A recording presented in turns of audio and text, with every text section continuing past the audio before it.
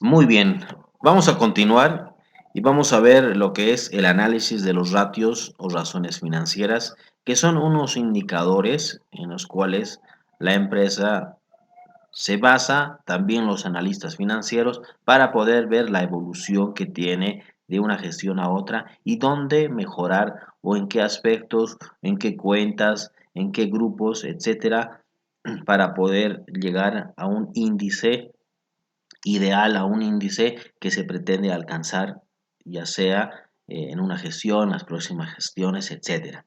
En este caso, por ejemplo, vamos a ver ahora el ratio de liquidez. Este ratio de liquidez lleva consigo cuatro indicadores, en los cuales son el índice de solvencia, la prueba ácida, liquidez inmediata y el capital de trabajo. Muy bien. Eh, en cada texto, pues van a poder ver que existe uno más, un índice menos, etcétera, porque es de acuerdo al autor y de acuerdo al nivel de ratios, al nivel de información que quiera encontrar en la empresa. En este caso nosotros hemos tomado los más importantes, los cuales no siempre quiere decir que a mayor ratios que se realice, pues el resultado va a ser mucho mejor. Lo que se tiene que encontrar es qué se está buscando y qué ratio utilizarlo. Bueno, muy bien. En este caso, el índice de solvencia, su fórmula es el activo corriente dividido entre el pasivo corriente. Para esto, tengo que ir a mis datos. En este caso, fíjense bien, el activo corriente y el activo realizable, el activo disponible, el pasivo corriente, todas estas cuentas están en el activo. Va a haber cuentas más abajo donde tengo que buscar en el estado de resultados. Por tanto, tengo que ir al balance general, al balance general, y en el balance general voy a poder encontrar estas cuentas, estos rubros, y voy a poder realizar la fórmula. Entonces vamos allí. El 2019, vamos a ver, que si me dice activo corriente dividido entre pasivo corriente, entonces lo tengo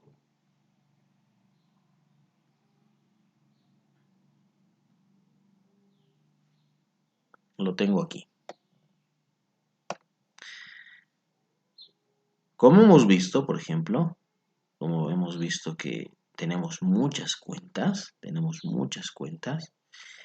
entonces nosotros podemos filtrar esta información. En este caso nosotros solamente queremos ver las cuentas más importantes. Entonces, cuando filtramos la información, entonces aquí tenemos los datos que nos interesan. Ahora era de este año.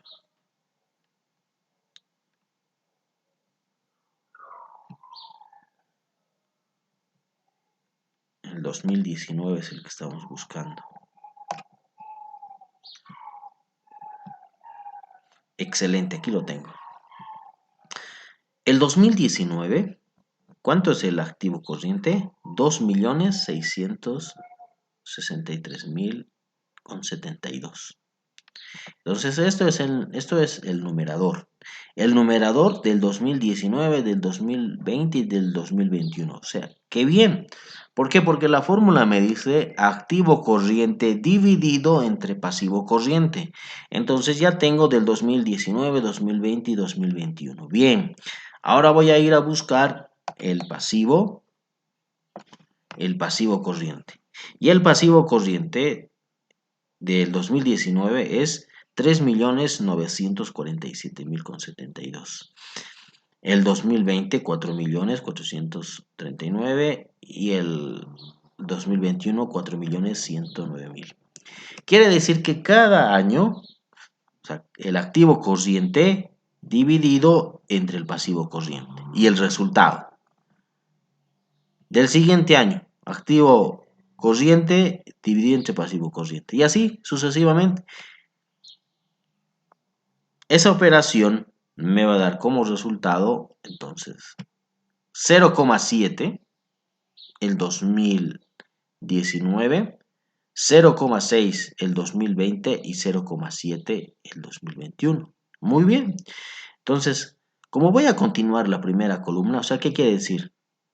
La primera fila, voy a seguir analizando. ¿Por qué? Porque aquí solamente lo que me da, o sea, lo que me da como resultado son decimales. Y esos decimales no me dicen nada si yo no los interpreto. ¿Correcto? Muy bien. O sea, ¿qué entendemos por 0,7? Es un número, es una cifra, pero tiene una interpretación. Entonces, aquí está la interpretación en este caso, del 2019, ¿sí? Bueno, habíamos hecho el del 2021, pero podemos hacer del 2019, 2020 y 2021.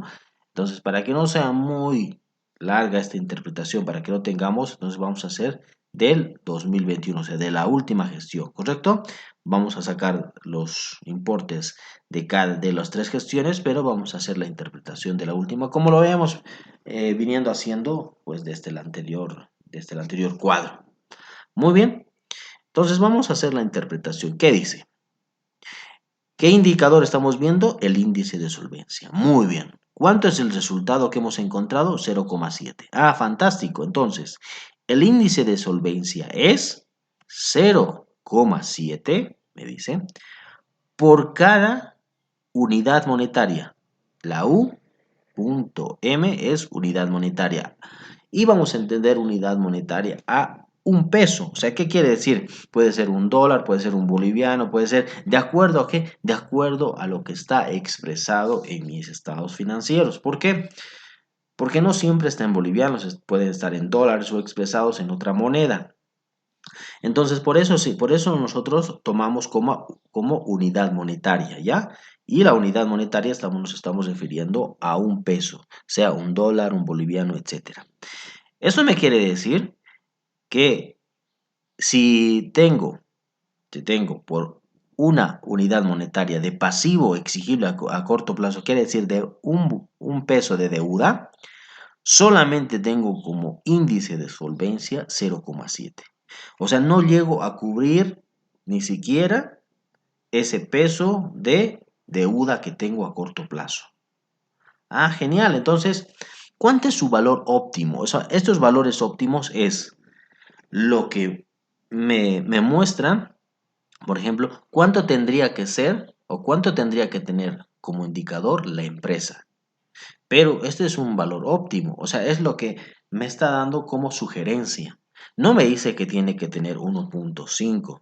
Lo que a mí me interesa es que sea igual o mayor a 1. ¿Qué quiere decir? Que si esto fuera 1, entonces yo tendría un índice de solvencia 1 por cada unidad de pasivo. Quiere decir que tengo un boliviano de deuda y tengo un índice de solvencia 1. Quiere decir 1 menos 1, 0. O sea, pagaría en el corto plazo, podría pagar esa unidad de deuda. ¿Correcto? En este caso no me alcanza. Solamente tengo 0,7. Entonces, ¿qué me interesa? Que sea igual a 1, pero me da como valor óptimo 1,5. Ah, quiere decir que para mi empresa es mucho mejor que sea mayor a 1. ¿Y cuánto es su valor óptimo? 1,5.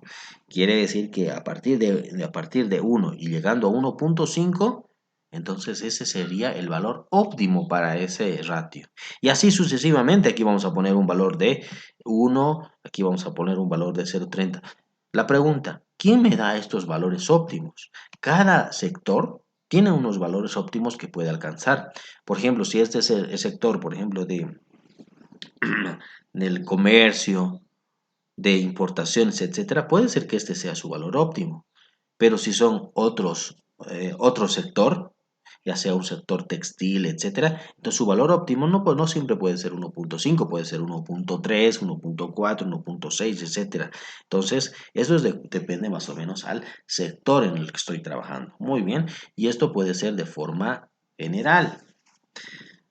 Ahora, en este caso, si, si mi índice de solvencia es 0,7, entonces tengo como análisis, digo, el índice de solvencia en defecto. O sea, quiere decir que es menor a la unidad monetaria. Estamos colocando de esa manera, ¿sí? En defecto. Índice de solvencia en defecto, menor.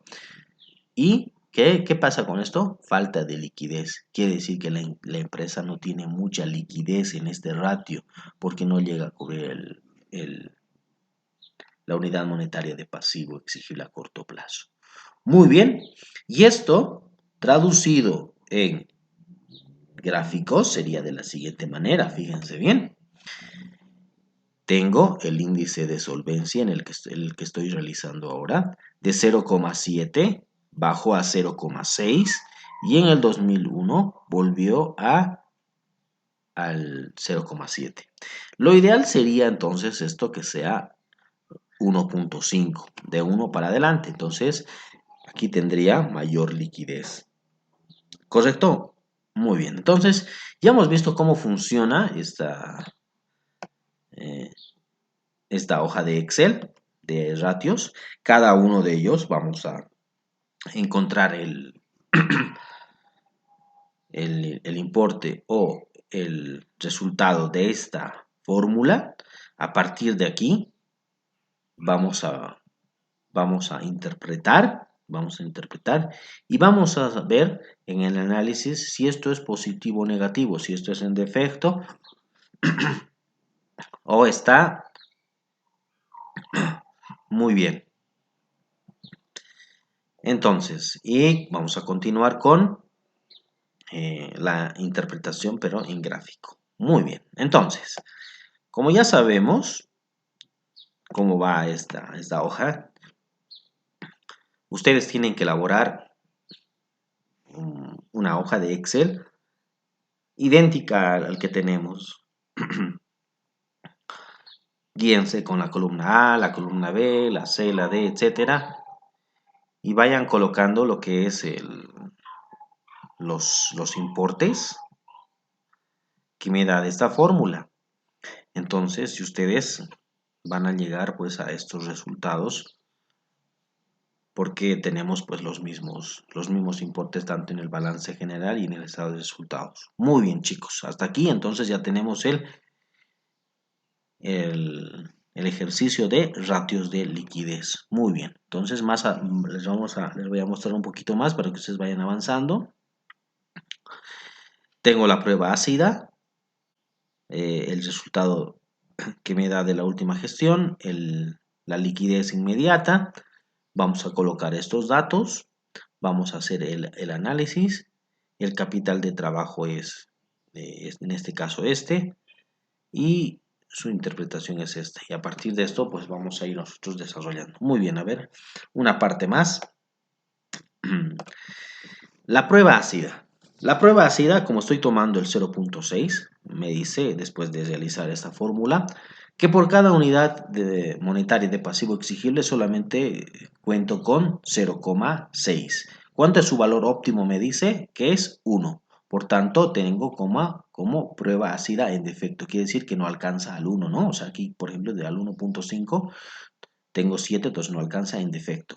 Aquí la liquidez inmediata es 0,30 y también tengo 0,30 como valores óptimos. Entonces aquí dice liquidez inmediata proporcionado. Quiere decir que se cumple, o sea, el valor óptimo está relativamente bien aquí en este ratio.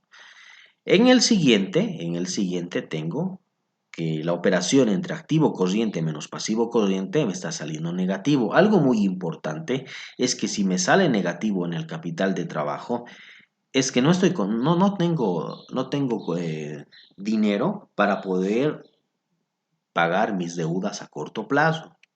O sea, mis deudas están mucho mayores que mis ingresos a corto plazo. Entonces, por eso me está saliendo negativo.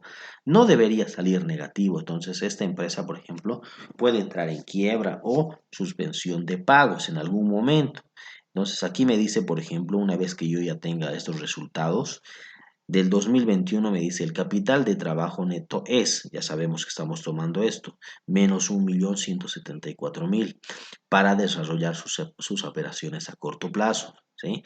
Guíense ustedes por las interpretaciones que estamos colocando. Quiere decir que no podemos nosotros tener un capital de trabajo negativo porque no vamos a poder desarrollar nuestras operaciones de forma normal. Vamos a puede ser que no paguemos a proveedores, puede ser que nos falte dinero para pagar sueldos, etcétera, ¿sí? Y aquí vamos a poner como análisis capital de trabajo negativo. Para nosotros entonces, ¿qué tendría que ser su valor óptimo? Tendría que ser su valor óptimo del capital de trabajo positivo, no negativo. Muy bien. ¿Cómo interpretamos esto? ¿Cómo lo vemos esto en los gráficos?